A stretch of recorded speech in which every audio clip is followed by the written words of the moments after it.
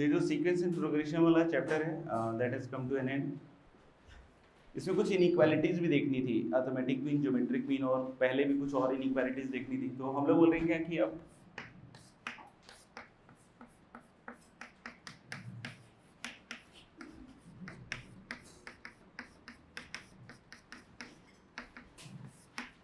जो next chapter है that we can write as inequalities. जैसे इनइक्वालिटीज में बेसिक बहुत सारी चीज़ें हम लोग को शायद आती ही होंगी मेरे ख्याल से, कि कोई नंबर रियल नंबर का स्क्वायर है तो that is greater than equal to 0, या लिख के दिखाऊं तो अच्छा लगेगा। हाँ नहीं, अगर कोई नंबर a है वो b से बड़ा है सोचना, और b c से बड़ा है, तो क्या a c से बड़ा होगा? तो इसको ट्रांजिटिविटी भी कहते हैं, समझ में आएगा। ऐसे ही अगर a और b दोनों पॉजिटिव है और a अपॉन b 1 से बड़ा है, तो डेफिनेटली हम लोग बोल सकते हैं a is going to be greater than b। ये c नहीं मिला, हाँ इसमें डिनोमिनेटर वाला बिट गड़बड़ हो गया। नहीं तो इस तरीके से हम लोग बोलेंगे कि मेरे ख्याल से कॉमन चीज़ें हैं, थोड़ा तो आता ही होगा, क्या बोलते हैं? हाँ ठीक है। हम लोग थोड़ा आगे बढ़ते हैं और थोड़ा अपने काम की चीज़ों पे आते हैं, समझ में आएगा। जैसे कि हम लोग बोल रहे हैं कि एक मॉडुलस हम लोगों ने चैप्टर देखा हुआ है, ठीक है, तो कुछ इनइक्वालिटी भी मॉडुलस में होती है, मतलब वही mod x greater than this, या mod x plus mod x greater than this, समझ में आएगा, या लेस देन दिस, या किसी मॉड प्लस मॉड की मैक्सिमम मिनिमम वैल्यू बताओ। तो इस तरह के भी केसेस हम लोग को पता है कि करने वैसे ही होते हैं मॉडुलस ओपन करके, समझ में आएगा। तो चाहो तो पहला लिख लो आप, मॉडुलस इनइक्वालिटी। इसमें कुछ क्वेश्चंस करके देख लो, अपने आप समझ में आ जाएगा। वैसे तो वो सब तो कर सकते हो ना कि मॉड एक्स ग्रेटर देन कोई नंबर है पॉजिटिव, जैसे लिख लो, पता नहीं स्टैटिक करा दिया, जैसे mod x greater than a है, a belongs to R plus, what will you conclude कि मॉड एक्स अगर ए से बड़ा है तो हाँ, तो हम लोग बोले कि इसका मतलब क्या हो गया, नंबर लाइन पे जो x होगा वो या तो बड़ा होगा a से, या फिर x किससे छोटा होगा, माइनस a से, क्योंकि तभी उसका मॉडुलस a से क्या हो सकता है, बड़ा। ऐसे ही अगर कोई बोल रहा है कि modulus x less than a, तो x की वैल्यू कहाँ से कहाँ तक, माइनस a से कहाँ तक आएगा, a तक। ये भी शायद पहले मैंने बताया हुआ था कि अगर x प्लस वाई का मॉडुलस, तो this will be always less than equal to क्या, मॉडुलस x। ये सही है ना? नहीं, और इक्वालिटी कब होल्ड करेगा बताया हुआ है, जब x into y greater than equal to 0, समझ में आएगा। इसको ट्रायंगल टाइप भी फील ले सकते हो कि sum of two sides greater than the third side, या ये तो क्लियर ही है ना, इसमें तो कोई ऑब्जेक्शन है नहीं इधर वाले में तो नहीं। जैसे हम लोग बोल सकते हैं this is also greater than equal to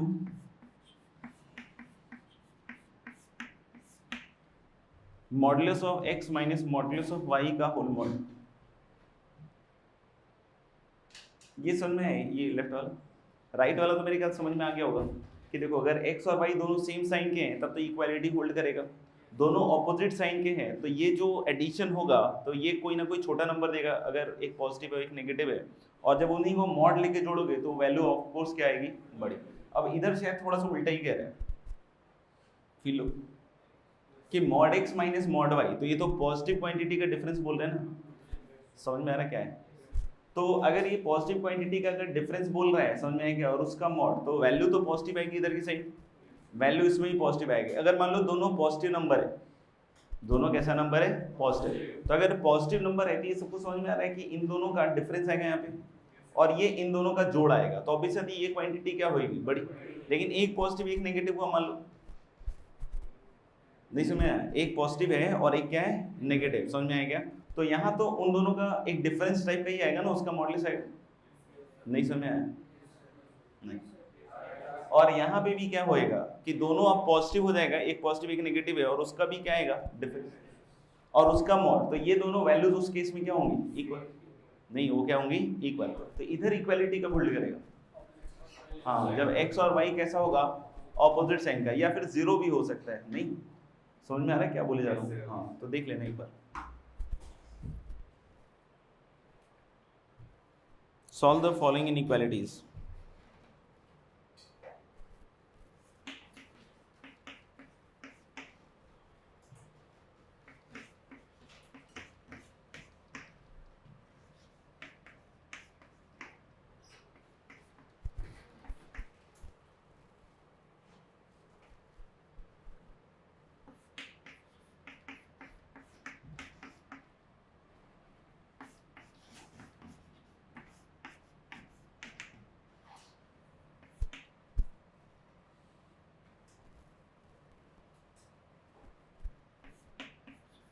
solve the following लिख लेना, इक्वालिटीज के साथ साथ कुछ इक्वालिटीज भी हैं।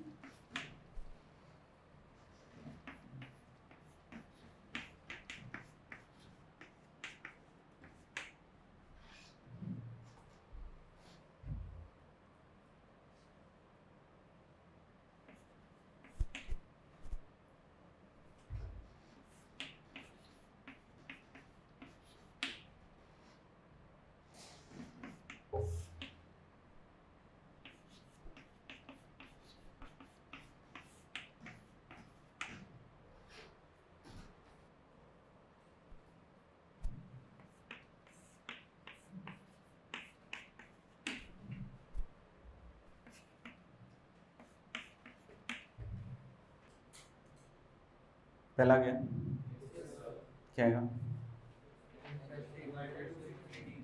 हाँ, 9/2 से इंफिनिटी।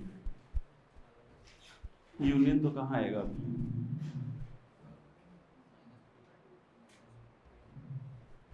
क्या किया इसमें पहले कर लिया ना ओपन? तो जैसे अगर हम लोग x क्या लेंगे, ग्रेटर देन इक्वल टू 1, ये होगा ना शायद। तो ये वाला बोलो कितना आएगा, x+2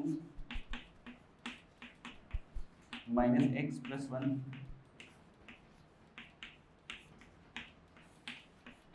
तो x ग्रेटर देन 3 और प्लस 3 प्लस हाफ, तो मेरे ख्याल से 9/2। तो ये पूरा सॉल्यूशन हो जाएगा। लेकिन जब आप x लोगे कहाँ से कहाँ तक, -2 से 1, तो ये कैसे खुलेगा, x+2 और ये माइनस माइनस प्लस x-1 ऐसे आएगा ना, और लेस देन क्या आएगा, x-3/2। क्या तो x इज लेस देन, सही जा रहा हूँ? तो इधर कितना होगा 1, तो -1 करोगे तो -5/2। ये पॉसिबल हो पाएगा क्या? नहीं ना, क्योंकि -2 से 1 में है x, और फिर लास्ट जब x लेस देन -2 लिखोगे तो मेरे ख्याल से -x+2 प्लस x-1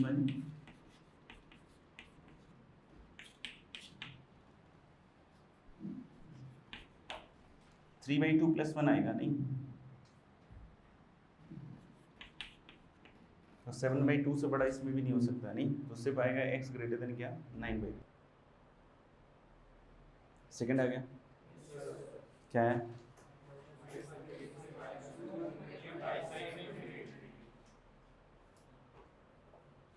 ठीक है? पूछना है किसी को सेकंड वाला? थर्ड आ गया क्या? थर्ड का क्या है,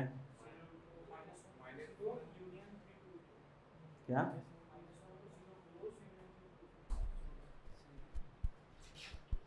थर्ड वाला जैसे दिख रहे हैं,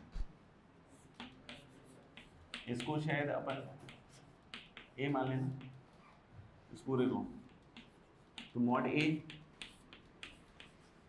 इसको बी मान लो।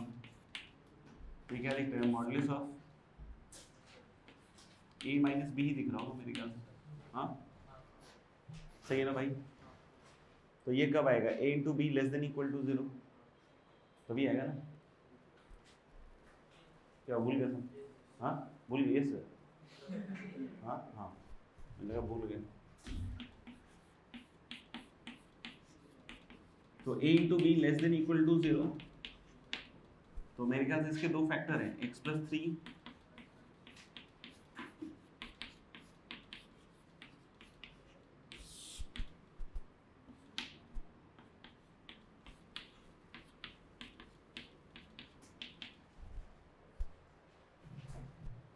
अलग ही आंसर आ गया। तो माइनस इन्फिनिटी से -3 आ गया और यूनियन 0 से 1 आ गया। फोर्थ में वही है, मॉड ए लेस देन 3।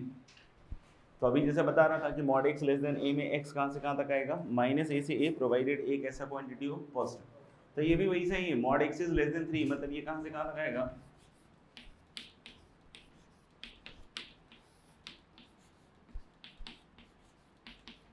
-3 से 3। तो जो भी प्रॉपर्टी बता रहा था उसी के हिसाब से। अब डिनोमिनेटर पॉजिटिव है, इसका डिस्क्रिमिनेंट नेगेटिव है और कोएफिशिएंट एक्स स्क्वायर क्या है, पॉजिटिव। तो क्रॉस मल्टीप्लाई करके भी खेल खेला जा सकता है। तो इस खेल में इसको इधर ले आओ,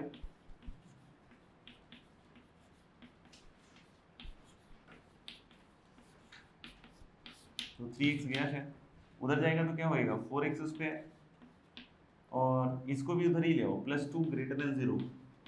कहने वाली बात है, मतलब समझ में आ गया ना कि अभी बोला था ना x स्क्वायर > = 0 होगा, तो +2 करोगे तब भी सोचना पॉजिटिव ही रहेगा। तो इसका सॉल्यूशन क्या है, x बिलोंग्स टू r। तो बताया था कि एक बार इधर का एक बार इधर का, और दोनों का क्या लेना पड़ेगा, इंटरसेक्शन। तो अब इधर क्रॉस मल्टीप्लाई करोगे तो x square - 3x - 1 is less than 3x square + 3x + 1, and now on this side 2x square -6x +6x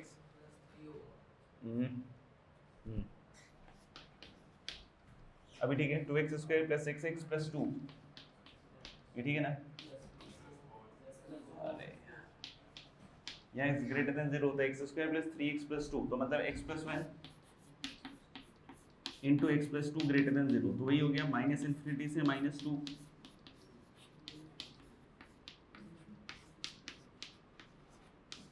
union -1 से कहाँ तक जाएगा, इन्फिनिटी।